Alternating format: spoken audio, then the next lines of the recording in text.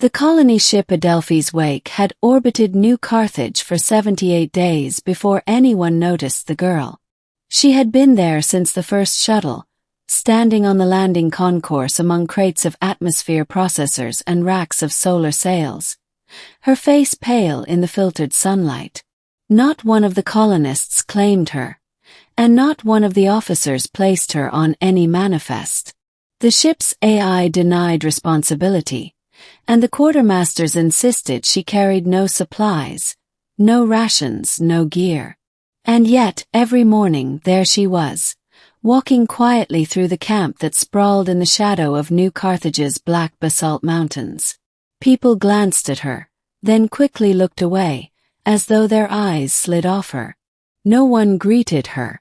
No one called her name. The settlers, absorbed in their own crises of air recyclers, crop seeding and housing, simply forgot her the moment she left their sight. No one except for one man. The forgotten girl.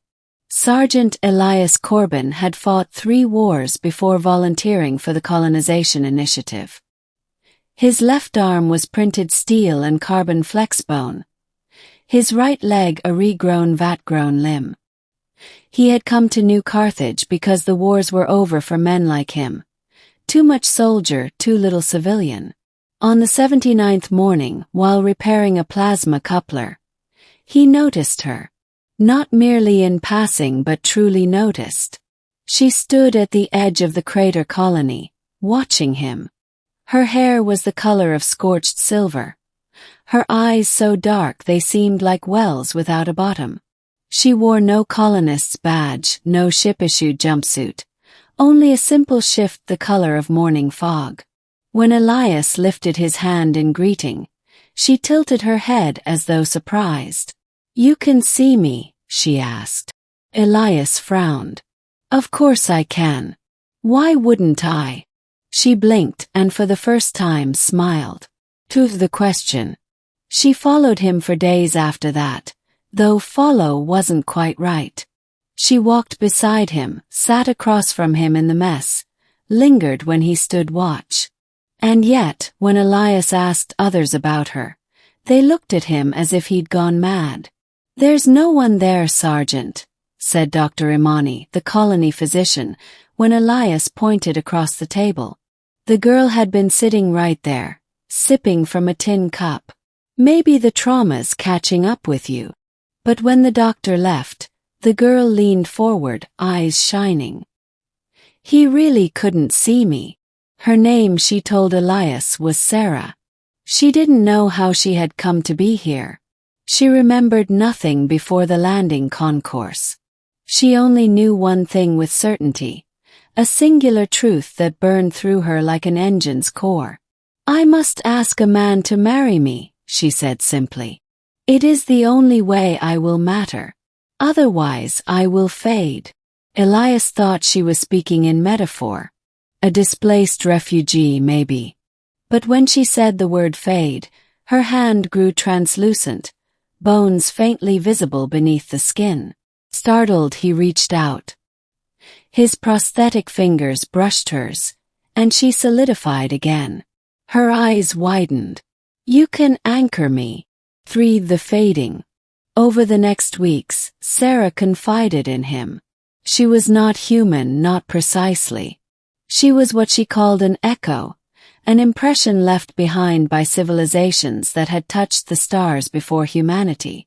The echoes were memories that grew too strong to die, patterns in space-time that refused to dissolve. Most drifted unseen, harmless ghosts woven into background radiation. But a few like her found form. "They ignore me because they must," she explained. "If everyone noticed me, I would disrupt the pattern of their lives. I would consume meaning until only I remained. That is what echoes do, unless anchored." "And the marriage?" Elias asked, skeptical. "It is the oldest bond your kind knows," Sarah replied. "A vow, a weaving of two into one. With such a bond, I could remain without harm. Without it, I will scatter back into the void." Elias wanted to dismiss it as superstition, some alien misunderstanding. But each day she grew fainter when others were near. He would find her voice hollow, her outline fraying, until he touched her hand and she grew whole again. By the 95th day, her footsteps left no sound. By the 100th, her reflection no longer appeared in steel or water. And always she repeated, gently, without urgency but with quiet certainty, "Will you marry me, Elias Corbin?" For the war machines. The colonists thought their greatest threat was famine or atmospheric instability. They were wrong. On the 112th day, the scouts found the ruins. Black towers half buried in volcanic ash, older than human history. And within them, dormant war machines, automated guardians of a civilization long gone. When the colonists attempted to salvage power cells, the machines woke. 2 days later, the first attack came.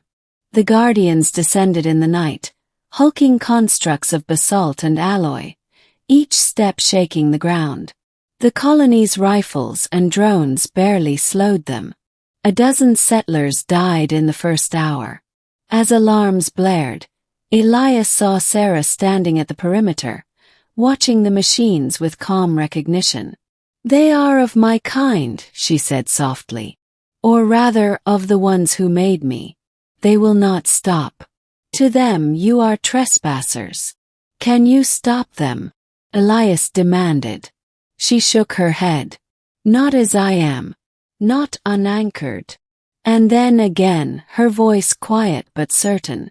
"Marry me, Elias Corbin. Bind me. Only then can I stand between them and you.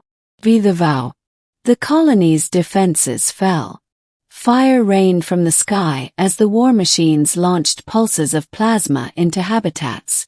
Elias had no time to argue philosophy. He led Sarah into the shattered concourse, among terrified settlers who saw only a lone soldier kneeling in the dust.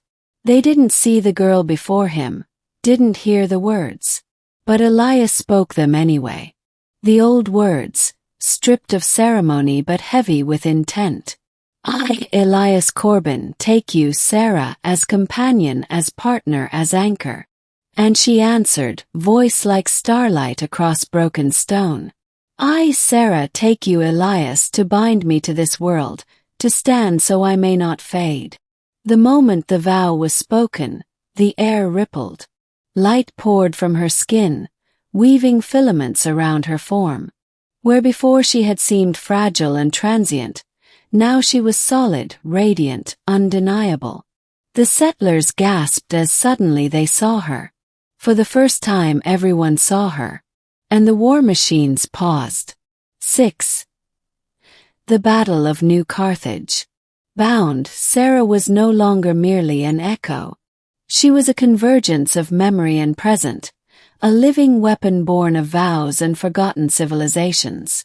She raised her hands, and the guardians faltered.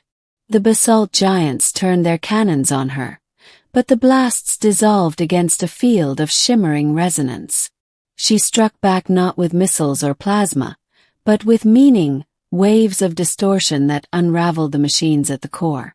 Where her gaze fell, alloys split like old wood.